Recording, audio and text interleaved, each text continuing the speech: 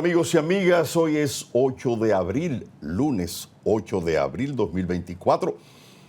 Esta es la edición del programa Más que Noticias que corresponde a esta fecha y como intentamos siempre, tendremos 3 breves comentarios sobre los hechos más importantes de los últimos días, de las últimas horas, en fin.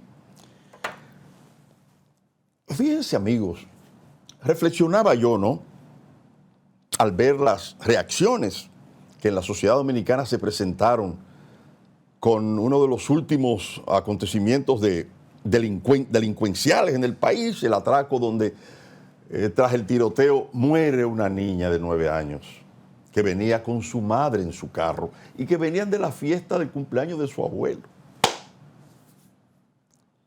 Una hermosa niña que apenas comenzaba el desarrollo de su vida, que era estudiante.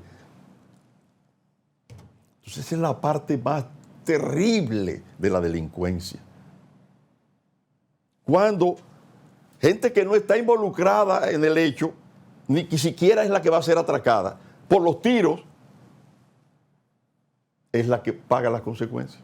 Y ya tenemos muchos casos de eso, tanto de adultos como niños que han fallecido por los disparos en medio de los atracos.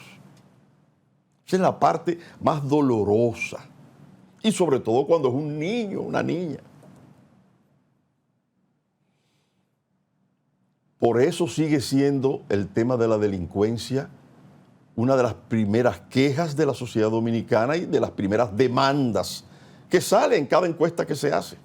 Y no baja de los primeros lugares. Con razón. Una sociedad no puede vivir con niveles de delincuencia tan altos que perturban totalmente la paz de la ciudadanía, la tranquilidad de las familias.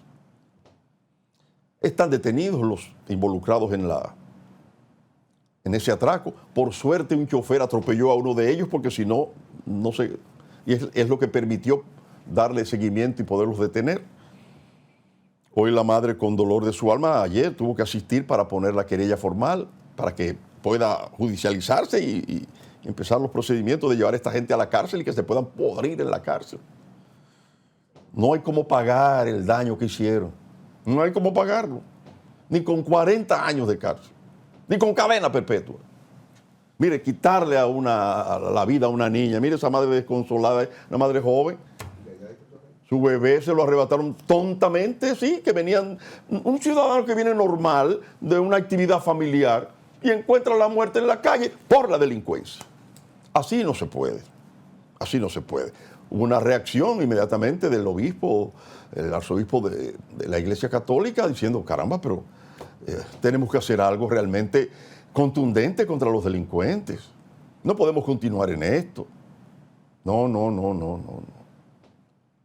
Yo soy de los que está claro de que endurecer la línea de acción contra los delincuentes, eso yo lo apoyo, las leyes, las disposiciones, las sentencias, todo lo que sea necesario para frenar esa barbaridad.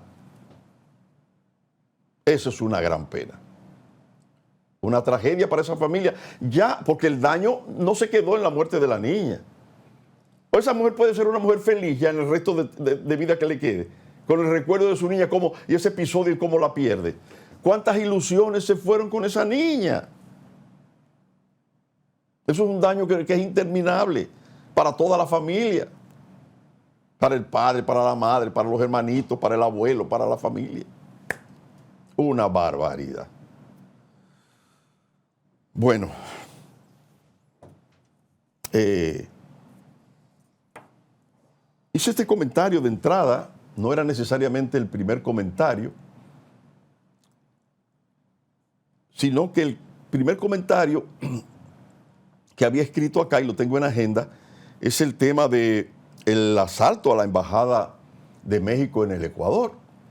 Un hecho verdaderamente inaceptable, irracional, violador de todas las normas y acuerdos internacionales.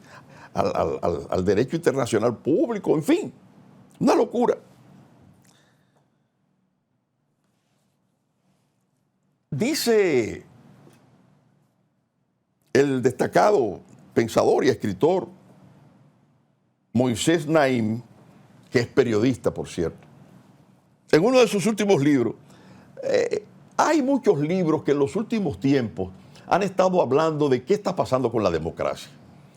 ¿Por qué estamos perdiendo las libertades, los estados de derecho? ¿Por qué cada vez hay gobiernos autoritarios inclinados al autoritarismo, a violentar las normas? Eso se viene de un tiempo a esta parte. Hay como un cuestionamiento al sistema democrático, como ganas de echarlo a un lado y olvidar todos los logros que hemos tenido, que ha costado tanto sacrificio, tanta sangre, tanta cárcel, tantas muertes, tanto exilio. La libertad, el Estado de Derecho, la democracia.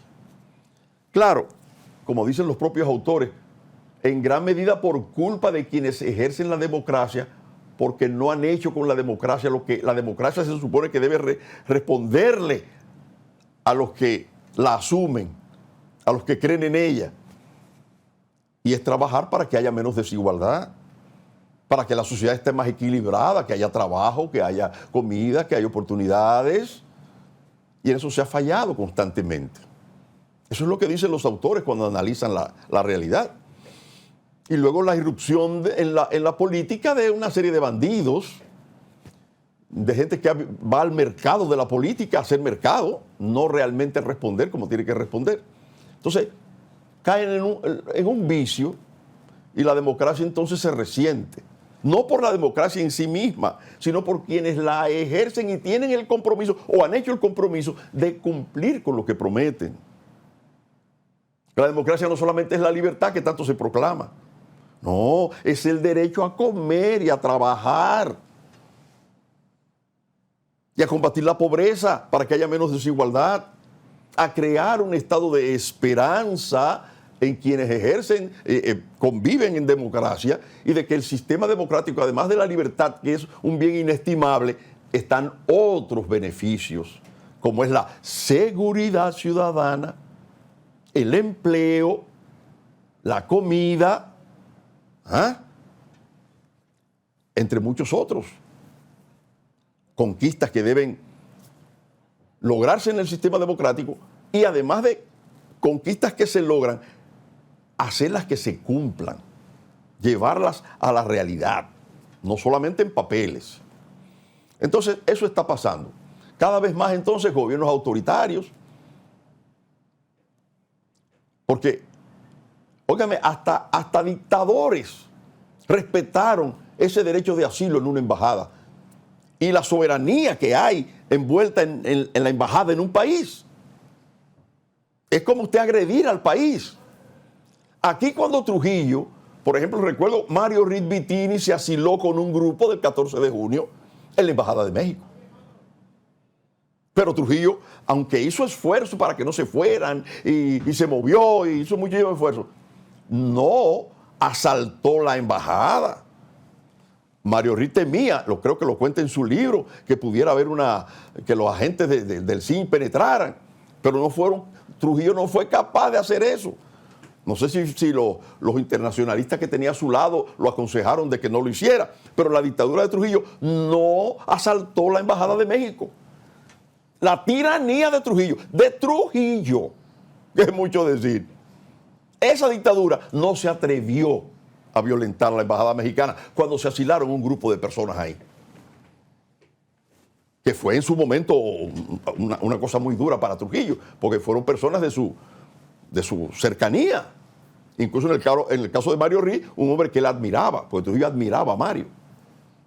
Por la capacidad, Trujillo era un hombre con mucha intuición y veía en Mario la posibilidad de un hombre que hasta pudo haber ocupado la presidencia de la República en la dictadura, si se hubiese quedado en la dictadura. Pero ahí está México, que no tenía de otra, México que cuida tanto su soberanía y la autodeterminación, ¿verdad?, de los pueblos y la soberanía. No tenía de otra que suspender las relaciones diplomáticas, cerrar su embajada y convocar y llamar a sus diplomáticos y quejarse ante la ONU, como lo va a hacer, y protestar. Eso es una mancha en el sistema y en el derecho público interamericano. Una violación inaceptable realmente y peligrosa por demás. es verdad que hay que, y yo supongo que esto, para terminar el comentario, no hacerlo más largo, esto va a plantear desde ya una revisión del derecho internacional público y una revisión de los convenios y los acuerdos, como la Convención de Asilo Diplomático de 1954 y la Convención de Viena sobre las relaciones diplomáticas, que eso fue en 1961. Sobre todo, una revisión, porque hace mucho tiempo y los tiempos han cambiado, hay que revisarlo para perfeccionarlo, todos estos convenios, porque además existiría la posibilidad de que delincuentes que se alojan en el poder, que roban los dineros del pueblo, entonces quieran utilizar, yo voy y me asilo en una embajada, que logro que me den el asilo para huir a la justicia de mi país. Eso tampoco se puede permitir, porque eso finalmente termina dañando el sistema democrático y dañando el sistema de asilo político, porque no es para asilar delincuentes. Es todo lo contrario, es para proteger los derechos de las personas que se suponen perseguidas políticamente, no judicialmente necesariamente. Todo eso supone una revisión para evitarnos casos como estos, precisamente. Sobre esto seguiremos hablando porque esto va para largo, esto va a tener un curso y se va a escribir mucho sobre esto, porque realmente es algo escandaloso lo que ha ocurrido y que lesiona el principio del asilo político y es una violación flagrante, terrible al derecho internacional público. Pasemos con nuestro señor director.